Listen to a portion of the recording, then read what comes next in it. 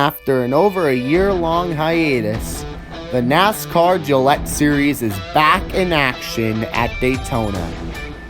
This is a highlight reel for Race 1 of Season 2. I wanted to make these highlights stop motion, but because I didn't have enough time, it's only a slideshow. So enjoy the video anyways, and let's begin. But before we do so, we're going to have a look at some rookies. This is the first season in the Gillette Series that we have them.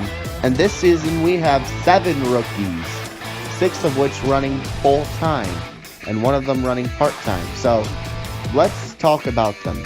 So first up, we have Jonathan Mick in the 62 for Savior Motorsports. Next we have the 36 of Michael Anderson, the brother of defending champion Julius Anderson.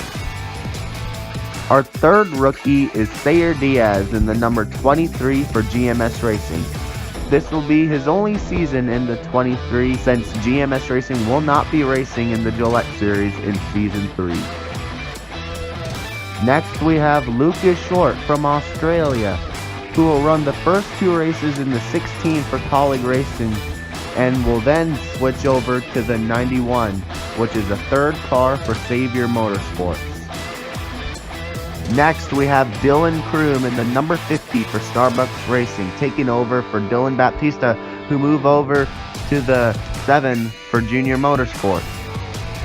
Our final full-time rookie is the 59 of Logan Dreiling in a second full-time car for Street Wheels Racing.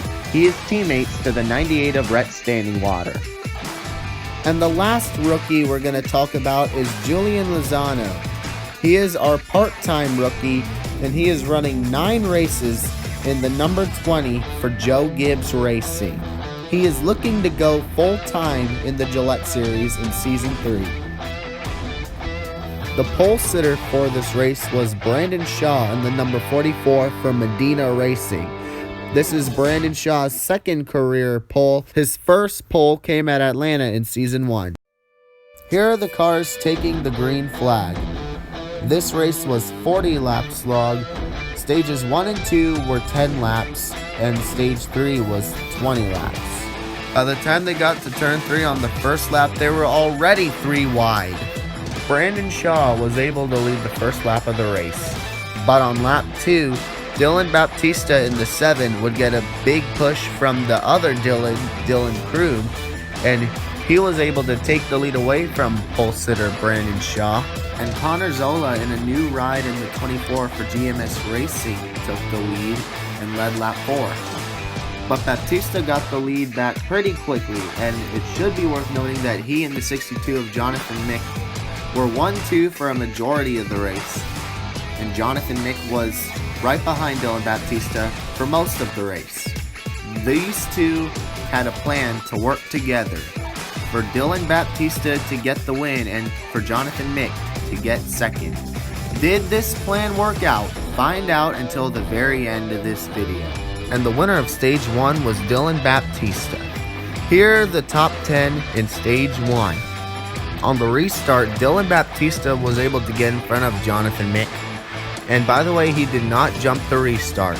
The first 11 cars were single file early in the stage, with 9 of the top 10 being Chevrolets. The following lap, all the Chevys would come to pit road and begin green flag pit stops. Chevy makes up more than half of the field, as 21 out of the 30 cars in this field are Chevrolets. And yes, all the manufacturers came to pit road together. When the Chevys came off of pit road, they were barely able to beat the Fords and the Toyotas, including race leader Brandon Shaw. Then the Toyotas would come to pit road. Toyota has the least amount of cars in the field, with 7 of them. This would give the lead to the 12 of Carl Yaley, who finished second here in Season 1. Here he is shown putting all the Chevys who came to pit road a lap down. All these Chevys would eventually get their lap back. And this picture is just all the Toyotas coming off of pit road in front of Dylan Baptista in the 7. Nothing special. And the last guys to come onto pit road were the Fords. There are 10 Fords in this field. After they came off pit road, the Fords were able to stay out in front. with Ricky Cooper leading as he won the race off pit road for that bunch. On the final lap of stage 2, rookie Sayer Diaz almost went around, but he was able to save it. Unfortunately, Diaz would fall off pace, and one of the most aggressive super speedway racers in this series, in Ricky Cooper, won stage 2. Here are your stage 2 results. Also, it should be noted that the 94 of Michael Waddletrip is ineligible because Waddletrip will be competing full-time in the Aftershocks Cup Series. And there was just a restart on lap 21. Nothing special. Then on lap 27, there was a 5-car pileup involving Carl Yaley, Anthony Clark, Robert Smith, Felipe Silva, and Josh Dunn, who for the second year in a row gets taken out in a big crash in the season opener. Everyone was okay. The 14 of Robert Smith, who's now running part-time, was the only one to continue, as the other 4 drivers involved had to go to the garage. Restart was on lap 30, but on lap 32, the 44 of Brandon Shaw, our pole sitter, and rookie Logan Dreiling in the 59 spun through the grass in the tri-oval.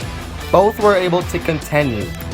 Restart on lap 35, and these last 6 laps were crazy. On lap 37, there were 3 wide for the lead, and the next lap, there were 4 wide.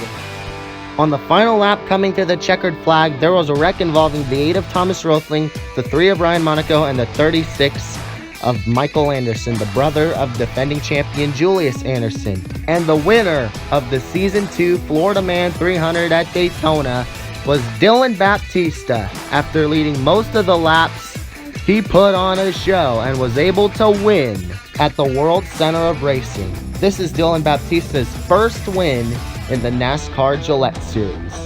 Here are the results. Find where you finished if you're in this series. And here are the point standings after race 1. So congratulations to Dylan Baptista on getting his first career win in the season opener at Daytona. Thank you guys for watching. This is Jonathan from JM Racing Network signing out. Goodbye, everyone.